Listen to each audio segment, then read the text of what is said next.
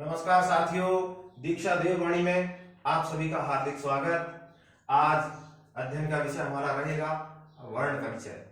और ये महत्वपूर्ण विषय है क्योंकि कक्षा 8 से लेकर स्नातक स्तर तक एवं सभी प्रतियोगी परीक्षाओं में ये जो विषय है बहुत ही महत्वपूर्ण है।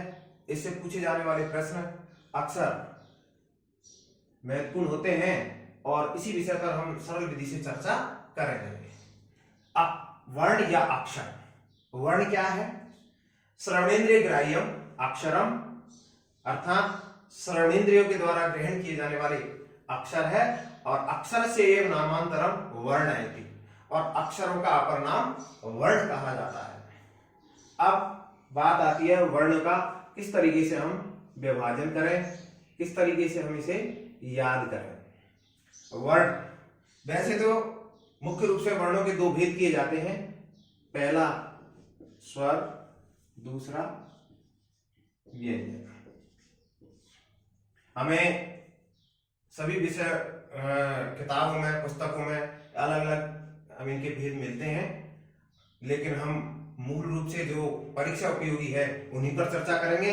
और मूल स्वर जो है संस्कृत में वो 5 माने जाते हैं, जिन्हें मूल स्वर या हिस्स स्वर कहा जाता है। मूल स्वर, इनकी संख्या 5 है। कौन कौन से हैं? ए, ई, उ, री और ये 5 मूल स्वर या इन्हें हृस्व स्वर भी कहा जाता है। मूल स्वर के बाद दूसरे आते हैं अपने संयुक्त स्वर। संयुक्त स्वर में ए, आई, ओ और औ। ये 4 संयुक्त स्वर हैं। और 4 संयुक्त स्वर क्यों कहे जाते हैं? क्योंकि ए का निर्माण ए और ई से बना है। इसी तरह ऐ ए और ए से बना है। ओ ए और उ से बना है। और औ ए और उ से बना है। इन स्वरों के मेल से मिश्रित होने के कारण इन्हें संयुक्त स्वर कहा जाता है। तो 5 मूल स्वर और 4 संयुक्त स्वर, कुल मिलाकर ये हो जाते हैं 9। अब माहेश्वर सूत्र के अनुसार यदि देखा जाए तो इन स्वरों की संख्या कुल कितनी होती है? 9। अब इसका एक भेद और देख दिया जाए तो वो दीर्घ स्वरों के रूप में हम इनको देखते हैं। तो दीर्घ स्वर आ, ई, उ और री। री का कोई दीर्घ भेद नहीं होता, इसलिए 4 इसके भेद और हो जाते हैं। और इनको यदि मिला देते हैं तो स्वरों की संख्या हो जाती है 13। 5 मूल स्वर, 4 संयुक्त स्वर और 4 दीर्घ स्वर, कुल कितने हो जाते हैं? 13 भेद हो जाते हैं। अब बात आती है कि कहीं कहीं इसके भेद 13, कहीं 9 और कहीं 5। लेकिन ध्यान देने योग्य बिंदु ये है कि यदि पूछता है परीक्षा में हमें कि संस्कृत में मूल स्वर कितने हैं, तो हमारा उत्तर होगा 5। ये सर्वविदित है कि संस्कृत में मूल स्वर 5 है। पूछा जाए कि माहेश्वर सूत्र के अनुसार वर्णों की संख्या कितनी है, स्वरों की संख्या कितनी है, तो ये हम इसका उत्तर देंगे 9। 5 मूल स्वर और 4 संयुक्त स्वर। और इनके दीर्घ भेद को यदि हम देखें तो 4 दीर्घ स्वर और मिला देते हैं तो कुल भेद हो जाते हैं 13। इस प्रकार वर्णों में स्वरों के जो भेद होते हैं वो 13 हो जाते हैं। अब बात आती है कि हम 9 उत्तर सही माने, 13 उत्तर सही माने, तो हम परीक्षा में आने वाले प्रश्न के हिसाब से हम उसका उत्तर देंगे। यदि मूल स्वर पूछता है तो हमारा उत्तर होगा 5। यदि माहेश्वर सूत्र के अनुसार कुल स्वरों की संख्या कितनी है संस्कृत में, ऐसे पूछता है तो हमारा उत्तर होगा 9। 5 मूल स्वर, 4 संयुक्त स्वर। और यदि इस प्रकार पूछता है कि स्वरों की संख्या कितनी है और उसमें 9 और 5 भी का अगर ऑप्शन नहीं है और 13 का ऑप्शन है, तो हमें ऑप्शन पे जाना है 13 वाला। तो स्वरों की संख्या कितनी हुई? 5 मूल स्वर, 4 संयुक्त स्वर और 4 दीर्घ स्वर, कुल मिला के ये 13 स्वर हमारे होते हैं। इसके बाद आ जाते हैं व्यंजन। अव्यंजन जो स्वरों की सहायता से उच्चारित किए जाते हैं वो व्यंजन कहे जाते हैं। व्यंजनों को कुल संख्या जो है 33 में विभाजित किया गया है। और इनको हम इस तरीके से याद कर सकते हैं सुविधा की दृष्टि से। एक होते हैं वर्गीय व्यंजन,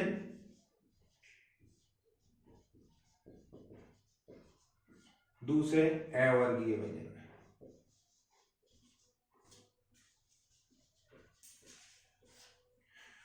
वर्गीय व्यंजन से तात्पर्य है कि हमारे 25 जो स्पर्श व्यंजन है उनको 5 वर्गों में हमने विभाजित किया है।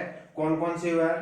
क, कु, चु, टू, तू और पू। मतलब केवर्ग, चवर्ग, टेवर्ग, तेवर्ग और पैवर्ग। इन प्रत्येक वर्गों में 5-5 वर्ण होने के कारण कुल इनकी संख्या हो जाती है 25। तो 25 जो स्पर्श व्यंजन है वो वर्गीय व्यंजन कहे जाते हैं। और अवर्गीय व्यंजन है इनकी संख्या होती है 8। और ये जो है इनको हम दो तरीके से विभाजित कर सकते हैं। एक तो होता है अंतस्थ और दूसरा होता है ऊष्म। अंतस्थ इनकी संख्या 4 है। अंतस्थ में आते हैं य, व, रे और ले। और ऊष्म में आते हैं 4 वर्ण श, श, श और है। इस प्रकार कुल 33 व्यंजन होते हैं। तो 33 और 13 इनको यदि हम मिलाते हैं तो कुल हमारे वर्ण हो जाते हैं 46। साथियों, अब एक बार हम पुनः इसका अध्ययन करते हैं।